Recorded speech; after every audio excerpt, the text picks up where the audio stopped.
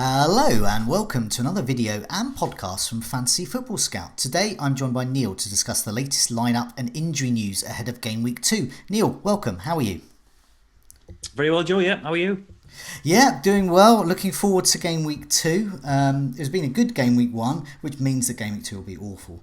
And I'm a bit worried about starts for some of my players, I must admit. And I think a lot of people are probably thinking that as well. But let's start off, I think, with some big guns. Let's go for Liverpool. I was going to say, just ask this question: what news from Klopp ahead of Liverpool's visit to Southampton? But there is news, and I'm going to tentatively say perhaps it might be a lesson in people for making early transfers and not waiting until the press conferences, or at least listening to you and finding out what happened. So yeah, what news from Klopp ahead of Southampton's trip? There is that perspective, I suppose, but they have got very unlucky if Adrian turns out to be injured for tomorrow, because you don't expect your goalkeepers to get injured midweek, which is what's happened here. So Alisson is already out. He's got this calf problem. He's sidelined for an indeterminate number of weeks. I think Klopp said a couple of weeks at least. And Adrian's obviously come in, took over in the Super Cup. He's available for 4.5 million in FPL, absolute bargain. But we discovered today that he is a doubt for the Southampton game on Saturday because of an ankle problem that was sustained in the celebrations after they won the Super Cup. A supporter ran out of the field, and I think, was he tackled by a steward? I've briefly seen the clip. I haven't studied it in detail. I think he made contact with Adrian. It was failed, and he has a swollen ankle, which does need a scan and has subsided a bit, but he is. It's enough to warrant a flag in FPL. He's a doubt. He'll be assessed today, and I do suspect he'll be all right. But we could be onto our third Liverpool goalkeeper in a row in the space of 2 game weeks. So we've got backup behind Adrian is Kelleher, who's the young lad, and Lonergan, who was the emergency signing last week, who was on the bench. In fact, they both were on the bench against Chelsea in the Super Cup. So they'll be poised in case Adrian fails a fitness test. Now, I'm going to tentatively say this could be bad news for those with a double Liverpool defence. Now, I know it's Southampton, but nevertheless, if you're down to your third, possibly fourth choice goalkeeper, that could be good news for Southampton attackers, especially since they're at home. Do you think that may be the case? I don't know if you've got a double Liverpool defence and are maybe slightly worried. Well, I haven't actually. My decision on that basis was around Liverpool's pre-season form rather than obviously it predated Alisson's injury. And I do think that kind of compounds matters. I think they've not been, no clean sheets in, 9 now games in terms of pre-season friendlies and competitive matches. It stands to reason that the defence would be less secure without Alisson behind them. He had a really good save percentage last season, a really good XGP, expected goals prevented. So, even if it costs you 1 or 2 goals, that could be significant in terms of clean sheets in FPL. I'll certainly not be... as tempting as a 4.5 million route into Liverpool's defence is, at the moment, they're not looking too secure. And that was addressed to Klopp in the press conferences. Somebody asked him, why are you conceding so many chances? And he says, well, look, it's just a case of it'll take time for everyone to get back together to gel again from last season. I think he said he actually tried to praise the defence from midweek, saying the amount of chances that Chelsea had that were offside ultimately because of Liverpool's high line, which I think looks suspect actually so far this season. But to summarise, I do think that probably weakens them further. Alisson is he the world's most expensive goalkeeper? He was at one point. Inevitably you're slightly less confident about the prospect of them keeping clean sheets. Still could happen. I'm not going to get rid of Alexander-Arnold by any stretch, but I certainly won't be going for a double anytime soon. No, I've got Robertson myself, and I'm hoping for attacking returns, put it that way. Just to round off for Liverpool, Adrian, just under 150,000 transfers in ahead of today. 150,000 impatient people who perhaps might be listening to you a bit more towards the end of the week in future game weeks. Let's move on. What has Guardiola had to say ahead of Spurs' visit to Man City? What's been going on there? Unsurprisingly, not a lot. Yeah. He said everyone's fit, everyone's fine. More quotes about Mendy, about him returning to training, but needing to string together a series of training sessions before he's even considered. Guardiola lamented his inability to stay fit. So it looks like Zinchenko there for a while at least.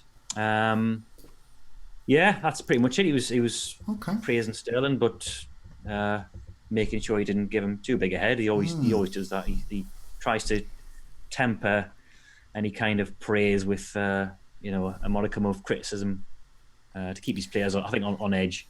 And he was sort of half mentioned Bernardo's benching as well last week, saying that this is going to happen regularly. Not Bernardo being benched, but the rotation within the attacking positions, because there are so many options, even with Sane being sidelined for a lot of time.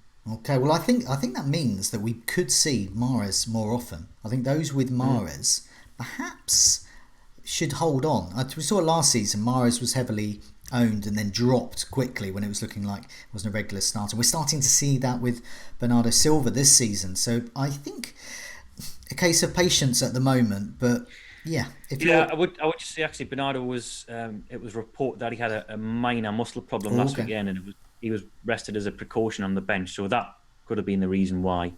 There was no mention of that in the press conference, so I still think Bernardo would probably be back this weekend. I think given the calibre of the opposition, it's Spurs come to the Etihad, I do think he'll play, whether that be at the expense of Mahrez or with him. Okay. Perhaps further back, then that remains to be seen. And what of Spurs' news as well? The lineup was a little unusual in game week 1. Vertonghen, not there. That was interesting as well. And I'm a Lucas Moura myself. Many people there. I'm glad he started, and he should be starting again. But yeah, what news from Spurs camp? Yeah, I do think Lucas Moura will start again. We have no new injury news really. It's the same two injured players, Ali and Sessegnon, new signing. Son and One Fight are both suspended. This will be their last game of their 3-game ban, so they'll be back for game week 3. Of course, One Fight is injured at the same time as well, so he will probably not be back for a little while. So that could mean that Kyle Walker-Peters retains the right back berth, although they do have Serge Aurier to call on now. He's back fit, and also Ben Davies has been in training this week as well. Yeah, so I mean, I've got to say it's going to be a brave person that plays their Spurs defender this week against Man City. But it was more, I think, for the attackers as well. And some people with the defence, they might not have any choice, but at least they'll know they might start and maybe get the 1 point, or maybe nothing. Who knows what kind of mood Man City are in then. There was a number of team sheets out on game week 1 that had a feeling they were still to sort themselves out really for the season, with some surprise benchings, plenty of sort of jostling for places as well. So for an example, Trossard was benched for Brighton, so too Maupay, their new striker. But yeah, any magical words about the lineup from Potter, and what's he been conjuring up? He was asked about this. I mean, Trossard wasn't name-checked in particular, but a reporter asked him, will you be tempted to stick with the same team, given that you won 3-0 away from home, or will you start to introduce some of your new signings from the start? And he said that is something he's going to have to ponder over in the coming hours. He has got this reputation, actually, of being certainly tactically fluid at Swansea and before that in Sweden. And I think with his personnel as well, he's prone to making a few changes. I wouldn't be entirely shocked to see if a few of those new players start. I think probably the back 3, the 2 wing backs are safe. He certainly name-checked all 5 of those players. He was talking about this 3-4-3 and what the positives are with that system. But I think further forward, there are a lot of options for him. You mentioned Trossard there, Neale Maupay. Again, I need to work on my pronunciations. We've also got Aaron Moy as well, who's a central midfielder. He could be coming to the reckoning. So Florian Andone come off the bench last weekend, so he's got a lot of options there. And his 2 subs last weekend, Maupay and Andone coming off the bench to score. So I wouldn't be entirely surprised to see him change 1 or 2 names, even if he keeps that same system, despite the fact that they won 3-0. Yeah, no, I find it interesting at the moment, not just as a Brighton fan and an owner of Trossard as well. With the Brighton goalie in my team, but it's also, I find it interesting, I think, for other managers as well who don't own them, because they've got good fixtures at the moment.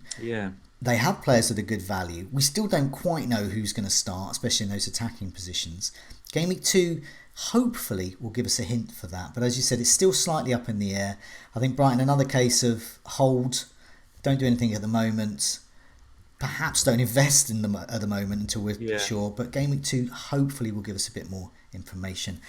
What about Chelsea as well? Any closer to guessing the Chelsea lineup from Frank Lampard's comments ahead of Leicester's visit and also their European exertions midweek? It's complicated matters of anything, doesn't it? Because he changed system midweek. It was a 4-2-3-1 last weekend at Old Trafford. It did all right, really. It certainly wasn't a 4-0 hammering like the scoreline suggested. And then it was a 4-3-3 in midweek.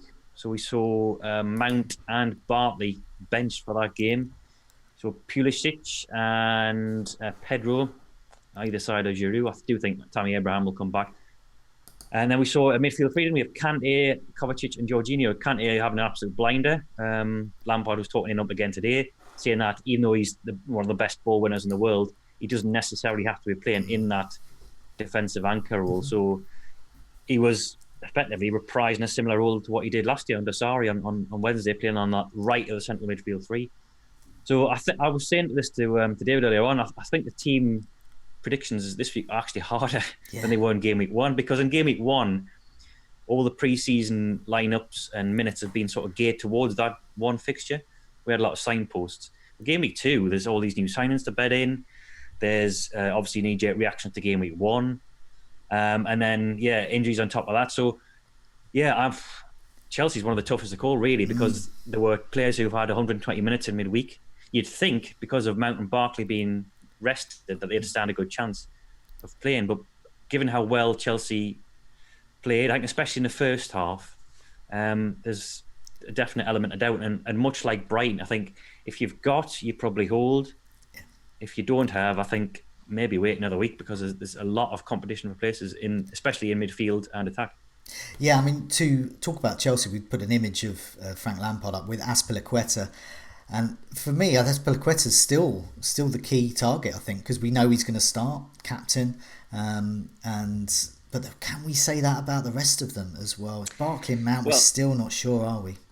On top of that as well, they've got a few players in back from injury. So Willian and Rudiger are now in contention. They were on the bench midweek. Reece James, I think, is only a week or two away from playing as well. So he could put pressure on Azpilicueta or right back. And they've got Hudson-Odoi, who's now penciled in for a turn after the international break. So from game week 5, he might be in contention. So if anything, it's going to get worse. With Rudiger coming back, this is something you might want to answer. With Rudiger coming back, is position-wise or temperament-wise or whatever he is as a player, is he more likely to replace Christensen or Zuma, or is it unsure at this stage? It's a tough one, isn't it? Because I think Sarri last year preferred Christensen for his pace in certain games. So rotated Rudiger and Luiz around that. So it might be Zuma, you'd think. It would be more at risk. Certainly, he started the season the more shaky of the two centre halves. Although it wasn't that long ago, we were espousing Zuma's qualities in terms of Everton's clean sheets last season. So he's not become a bad defender overnight. I do wonder if Zuma would be the one who would be replaced by Rudiger. It might not happen this weekend. I think Lampard said Williams slightly ahead of Rudiger in terms of his recovery, but sooner or later he's going to be back, and I do think he's the first choice centre half, and it'll be one of the other two decided. And just finally on Chelsea, we've seen Barkley take a penalty over the summer. We've seen Jorginho taking a penalty, and we know that he was one of their penalty takers last season, just behind Hazard, who's no longer there. Are we any clearer to finding out who actually is the penalty taker for Chelsea?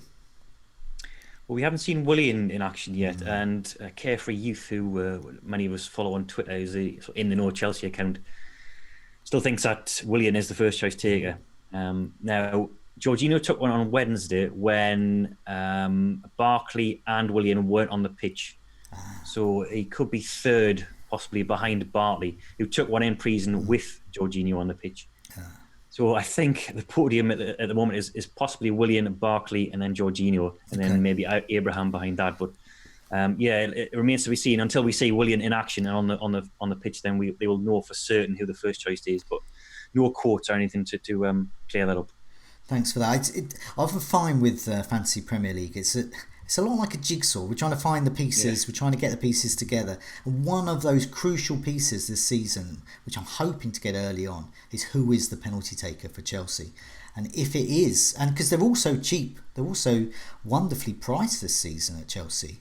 Whoever it is going to offer good value. And Chelsea should, in theory, still get penalties. They have a lot of skillful players, a lot of players that are likely to get fouled in the box as well. So yeah, this is one I'm looking out for. Manchester United, another team, well valued, well priced this year. Lots of Manchester United fans around the world, and lots of Manchester United players starting to come into people's teams. But what has Solskjaer been saying about their drop? They're dropping by at Molineux on Monday. This is a tongue twister there. Manchester United, Molineux, Monday. Yeah, what have they been saying? Not much. I mean, I'll keep this one brief because the good news is, from Solskjaer's perspective, is that he's got a near fully fit squad. Alexis Sanchez is near in a return. He's been slightly behind the rest of them because he's been away at the Copa America, then he got injured. But he's now close to being in contention. I mean, I don't think he'll be challenging for a start anytime soon. But yeah, apart from that, looks like a fully fit squad. Solskjaer was mentioning how deep Wolves play defensively, so I think he's aware himself that this will be a sterner test, certainly their attacking players, than what they faced against Chelsea. And of course, Wolves had the better of them, didn't they, last season at Molineux in the FA Cup? Remember that? Was it a 2-1? Yes. So I think Solskjaer was saying we've taken some lessons from that. So it could be the same 11 again. I think there's certainly the back four look very secure. Martial and Rashford, you'd be confident about.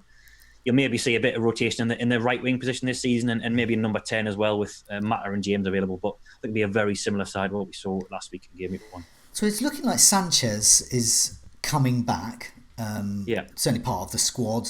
We don't know if he's going to start yet, so that may be a few weeks ago. If he did start, whose place would he likely to take? Is he likely to take? I think he'll be possibly back up for Martial up front. Ooh. I think given that they've lost Lukaku and not replaced him, I think they've got James as an option on the left flank, so he can play there instead of Rashford. Martial can even come in and play on the left as well. Solskjaer said that himself, even though he sees Martial as more of a 9 these days. So I think he might be backup, along with Greenwood, for that central striker role. Okay. I don't think he'll necessarily stick with a 4-2-3-1 all season. We've seen different systems in pre-season, but I do think his rebit in the short term will be just a reserve option on the bench. Sanchez, I don't think he's going to challenge anytime soon. But who knows in the long term? A couple of injuries, and all of a sudden, he's their only attacking option. I brought him up as well because people are starting to think at the back of their minds, wild card or changing players at least. And Sanchez is very well priced, but obviously perhaps correctly priced if he's not going to actually show up or be back up to the backup as well. So if he's competing with Greenwood, then it's end of days really for Sanchez as an FPL option. But I brought him up because he's the kind of player that people might start to consider as well. So it's just at the back of our mind there, sort of early thoughts about that. Let's look at the sort of best of the rest really when it comes to the press conferences. Quite a few to go through. I'll start off by asking about Arsenal. Now, Özil and Kolasinac were not mentally ready. They're not mentally fit for last match, but are they back in Emery's thinking now? Yeah, a decision's going to be made today. Emery said yesterday that they're 100% mentally ready, but he'll make a final call on that today after the last training session. Özil, to compound matters, is unsurprisingly got an illness as well. He was missed out in midweek. So there's that to complicate matters, but they're certainly closer than they were last week. I wonder if a start would be too big of ask given the scale of events. Understandably, missing out last weekend. I think they could be involved. Maybe Kolasinac more of a chance, but I suspect they might be substitutes. Just want to remind people that relates to the carjacking incident of which Özil and Kolasinac fell victim to. Yeah, there was further developments last Friday, wasn't there? There was, I think details are a bit sketchy, but I think that allegedly been subject of more threats. So yeah, obviously serious matters going on there, and you can understand why you'd be football would be the last thing on your mind. But Emery was certainly a bit more positive in his press conference yesterday and says they're in contention anyway, and was also discussing the other options he's got now, which were late arrivals in the transfer window. So the likes of Pepe, David Luiz, Martinelli, people like that who arrived fairly late and were all on the bench last weekend at Newcastle. It was a fairly 2018-19 looking team last weekend. It was familiar names in there with some youth prospects to it as well. Emery says Pepe is closer than he was last week to starting, but he's still got to make a call on that. Didn't mention Lacazette, who was on the bench, unused last weekend. He had this ankle knock for a couple of weeks. He's obviously fit enough to be on the bench, but playing this week, and I suspect he might be back in the team. As for Pepe, David Luiz, people like that, then again, probably too early to call. Tomorrow's team sheet might give us further indication of how match fit they are, and then if there are viable fantasy options beyond that.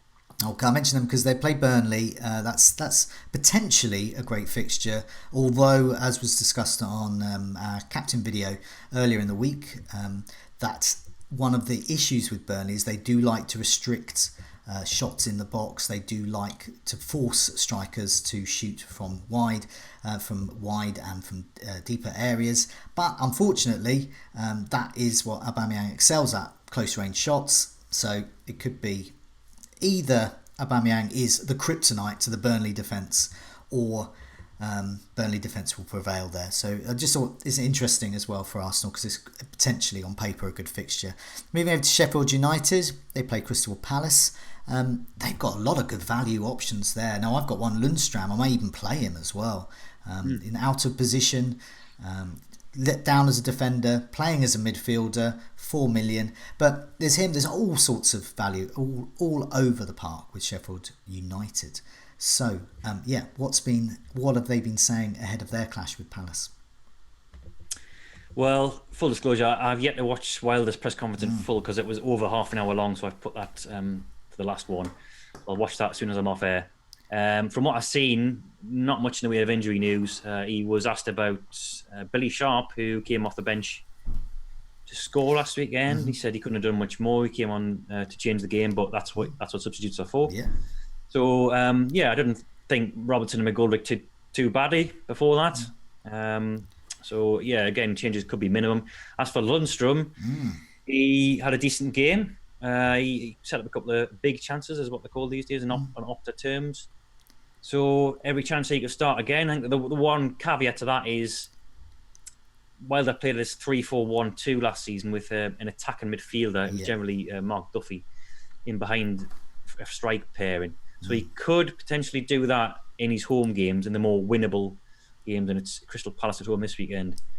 So he could potentially sacrifice one of his central midfielders, and you'd think it would be Lundstram based on Norwood and Fleck's reliability last season. But, he laid down a pretty good mark last week, Lundstram.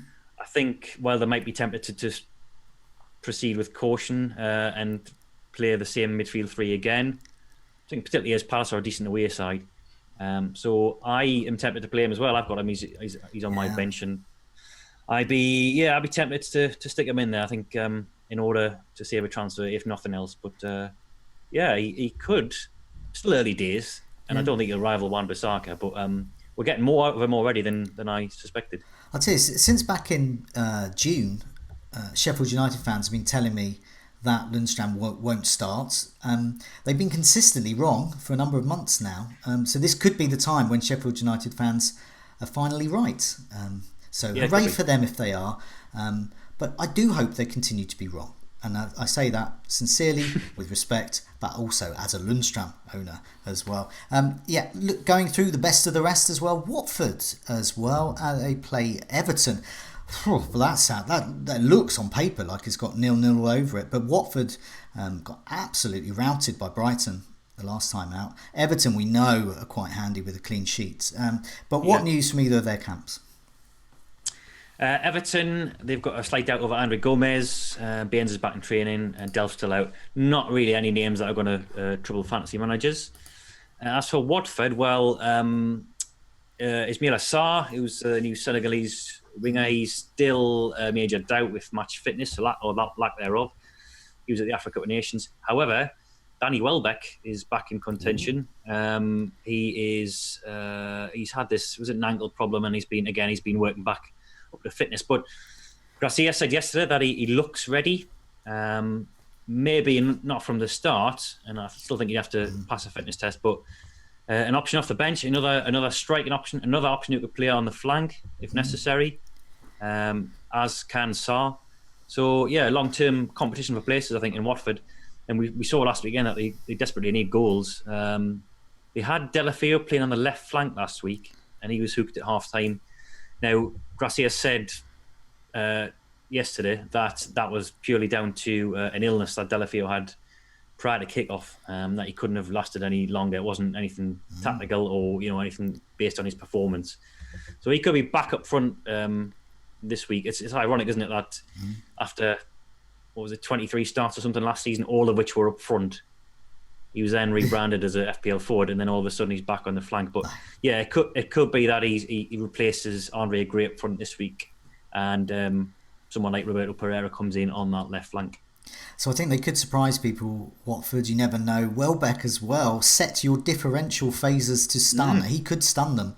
We never know. Over the years he has for Manchester United and Arsenal. He doesn't play a lot, but when he does, Danny Welbeck can be quite an effective differential.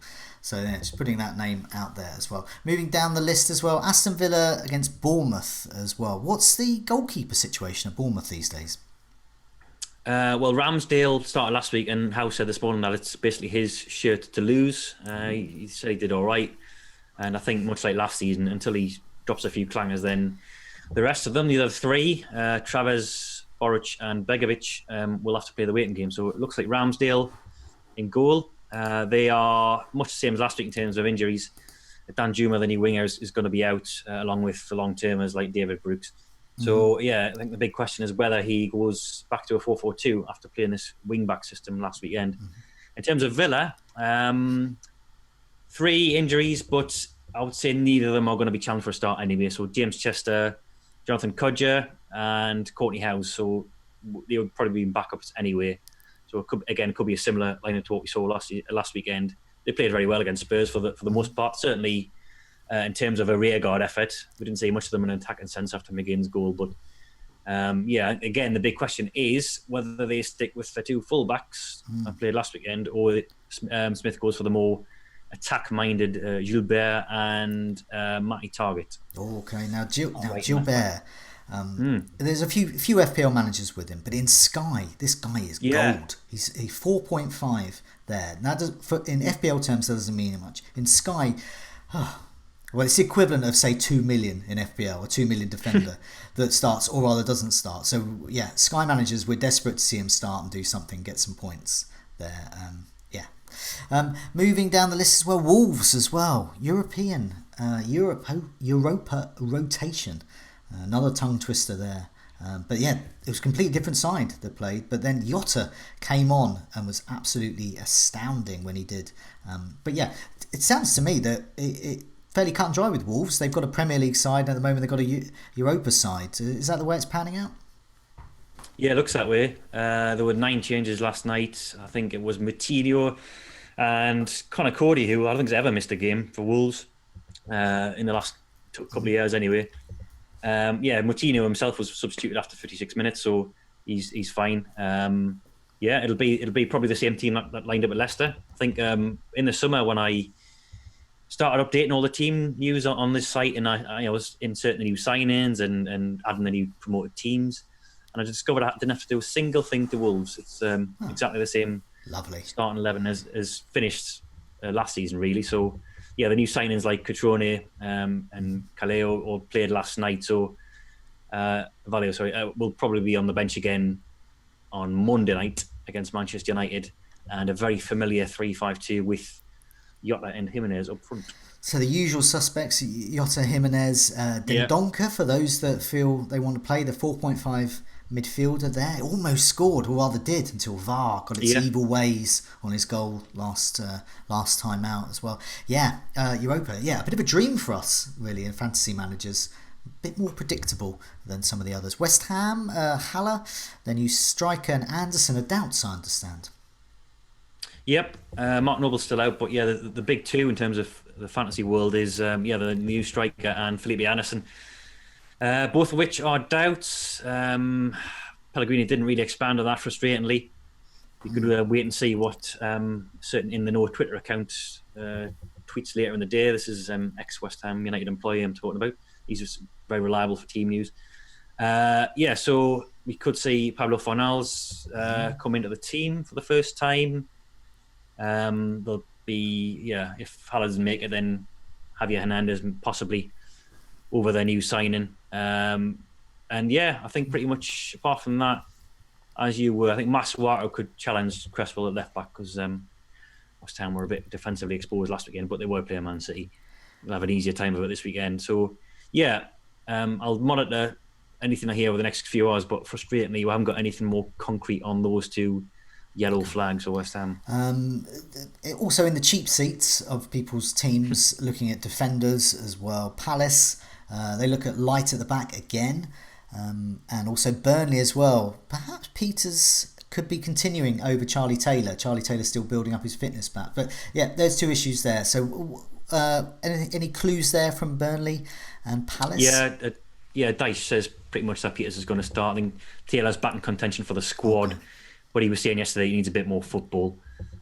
Same with Danny Drinkwater, he's needing match fitness. Also Palace, Jeffrey Schlupp's back, but they're still missing Tompkins and Sacco, which will probably mean Kelly and Dan. And of course, Kelly's the $4 million defensive option that a lot of people have. Gary Cahill played in the under-23s match in midweek, so I think he's still building up match fitness. So I do expect it'll be Kelly again at the centre back. Now, I'm a bit cynical there, but to me, that sounds like good news if you've got a Sheffield United attacker. Possibly. Yeah. Okay. Well, they kept the clean sheet last weekend, didn't they, against Everton? I like. In terms of. Yeah, I know. I'm having a bit of a Barney with Sheffield United fans, me accusing them wrong, but I'm not going to have a go at their team yet. I think they're interesting. They've got this overlapping centre back technique, and they've got bargains all over as well. I actually a bit of love for Sheffield United there. I'm certainly not going to attack the team. I think I've discussed them so much this summer that now my predictive text, as soon as I type in the word over, it fills it in with Lappin and centre backs. That's how much I've discussed them over the summer. So yeah, I agree. They're one of the most intriguing teams to watch this season. Definitely. So looking at the other teams as well, I think we've got Leicester, Southampton, Norwich, Newcastle, to right down in the bottom of the cheap seats really there. So any news from any of those sides? Yeah, Leicester look all fine. Newcastle, Shelby looks like he's going to be fine as well. He came off with a knock last week, but Bruce said he's trained the last couple of days, so he should be okay. Norwich is where the problems are. We saw they've already had problems at centre back. Klose and Zimmerman are still out, so it'll be another $4 million defender starting again this weekend, I think. Grant Hanley. On top of that, they've got Dermich is out, who's a backup striker, so that seems to be Timo Pukki's place, Neale. Kenny McLean is a major doubt. He's one of the central midfielders, and perhaps most interestingly, Onel Hernandez, who's the winger, one of the first choice wingers last season. He's going to be out for 3 months at least after injuring his knee in an incident at home, which could pave the way for more starts for this $4.5 million attacker midfielder, Todd Cantwell. Okay. Norwich. So he was playing on the left flank, which is Hernandez's usual position at Anfield. Yes, they have Patrick Roberts as an option to come in on the wing as well, but that's one fewer challengers to his starting spot, Cantwell. And Norwich are an attacking team. I mean, they will struggle for clean sheets this season, but goals I think we can expect. So I'll be certainly keeping an eye on Cantwell over the coming weeks until their fixtures improve, and then who knows beyond that. But yeah, Hernandez out for at least 3 months, possibly longer. Well, that sounds potentially good news for Newcastle attackers. Those who perhaps taken a punt on Joel Linton, Almiron, whoever at Newcastle. That sounds interesting as well. So good luck those that took a risk on those. Any other news? I don't think so. No, I think Southampton had a clean bill of health, and I think, does that bring us up to speed? I think it does. Yeah, it does. Anything else that I've omitted to mention will be in the team news roundup later this afternoon. Okay. along with the predictions on the site as well. Okay, before we go, I just want to let people know they can still get tons of extra features at Fantasy Football Scout as a member. See site for more details there. Comparison feature, rate my team, season ticker, loads and loads of gadgets there for fantasy managers to enjoy across the season. But for now, Neale, thank you and good luck with the game week. Yep, see you soon. Bye bye.